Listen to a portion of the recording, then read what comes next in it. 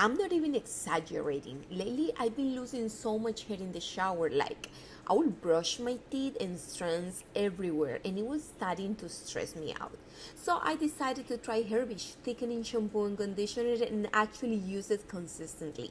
So this is how I use it. I get my hair fully wet, go to the shampoo, massage my scalp for 30 seconds, and it lathers really nicely. Then I rinse it. I follow with the conditioner, mostly from the mid-lengths to the ends, and let it sit for a couple of minutes. I love the smell.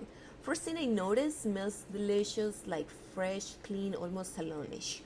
And also after the shower, my hair feels soft, looks a little bit more full, especially at the roots. I'm gonna say it's like magic overnight. And I definitely notice less shedding when I wash. I love it. Okay, so here is the after. Hair is fully dry. It feels clean, soft, and not weighed down. And honestly, it looks a little bit fuller at the roots and no frizz at all.